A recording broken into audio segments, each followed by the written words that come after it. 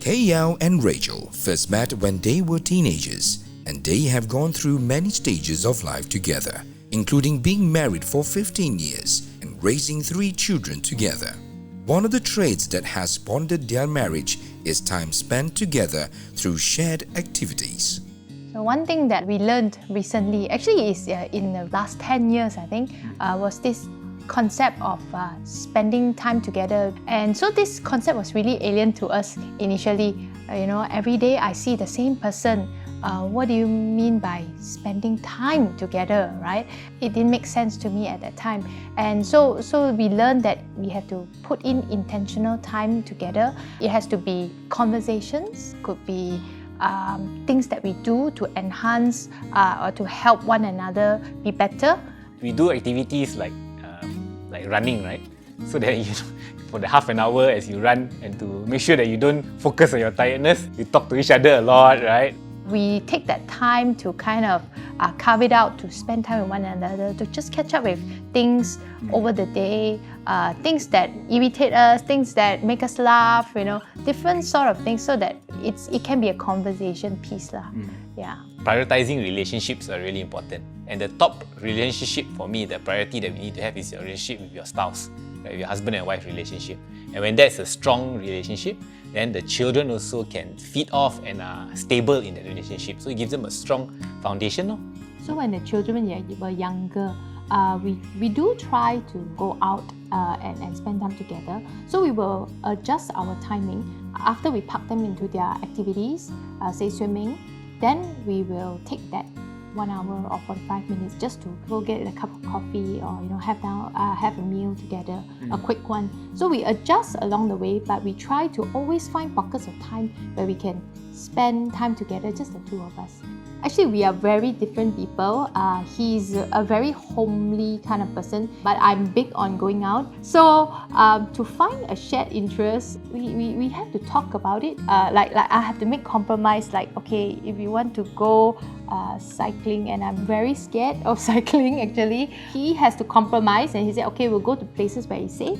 He adjusts along with me in terms of my speed, where I want to cycle, and then I oblige him by going on cycling trips with him. Once a week, we will try to spend time together, a carved out time, usually a set time, at least an hour between the two of us, and that is a non-negotiable.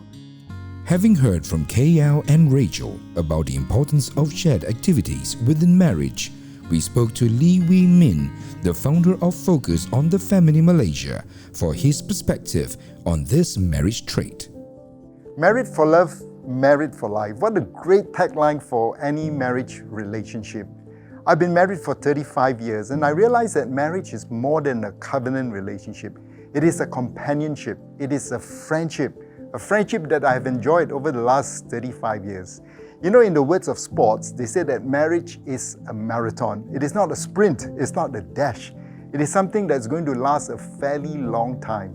And if marriage is going to be a marathon, a long-lasting relationship, I think it is good that we learn how to enjoy some activities together as husband and wife.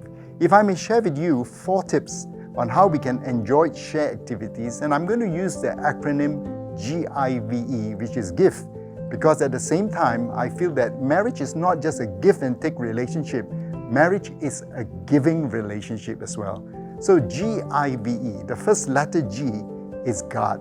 We need to guard the time with one another. It is so easy to be distracted with the busyness of life, with the things that we are committed to, and sometimes even with our children. We need to guard our time with one another and protect it. Maybe we need to put it into our calendar to schedule time that we're going to spend with one another to do activities together. The second letter is the letter I, and it's for intentionality.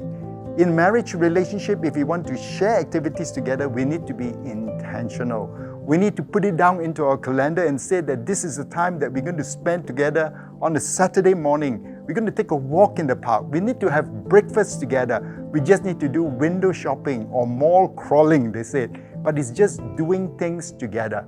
And if I can share with you the third letter, it is V.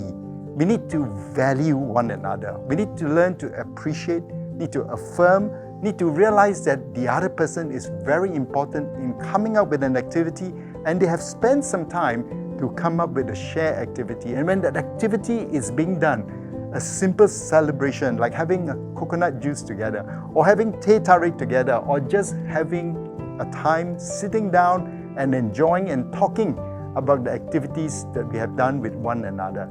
And finally, the last letter, E, is for exploration.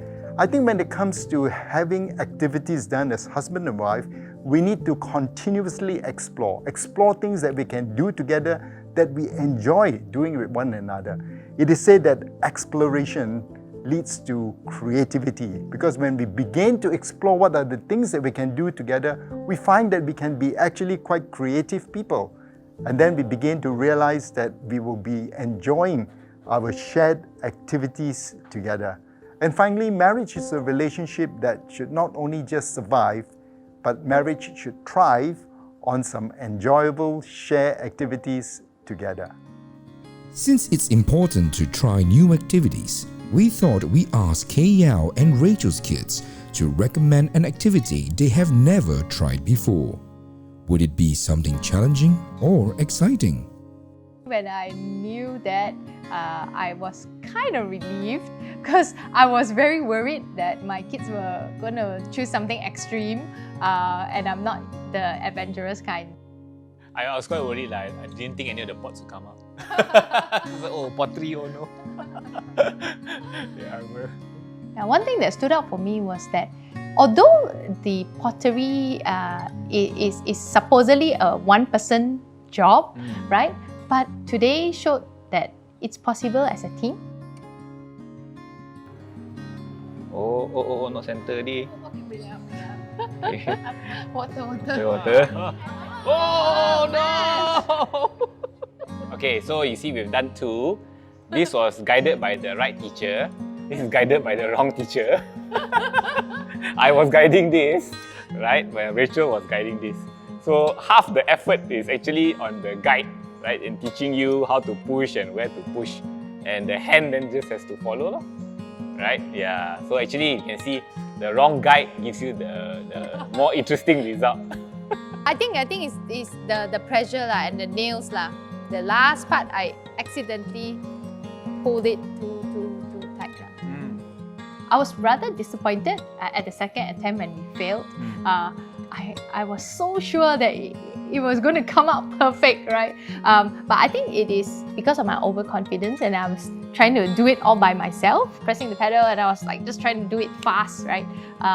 And I didn't take any cues from him, or I didn't wait for anyone. I was very disappointed was that after it failed, it couldn't be amended. So I was thinking, oh no, then what about the marriage? So does it mean that the marriage, if we made a mistake, then that's it, we have to discard, right?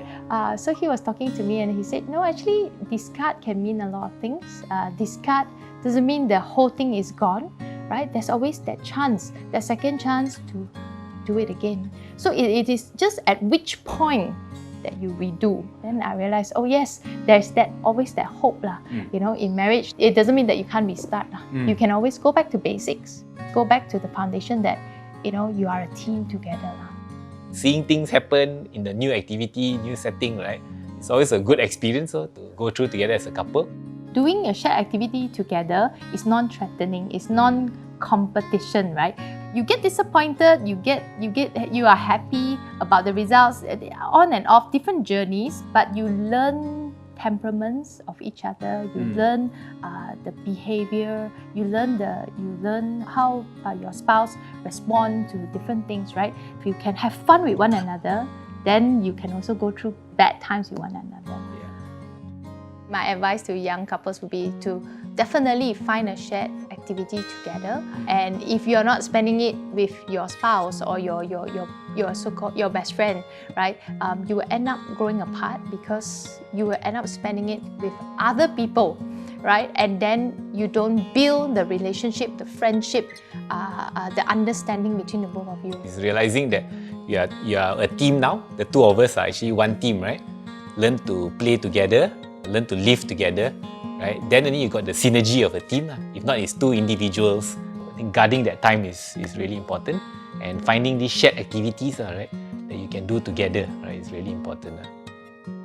There are so many marriage lessons that we can learn through shared activities. Spice up your marriage by choosing to do something different this week, and you might just discover something new about your spouse.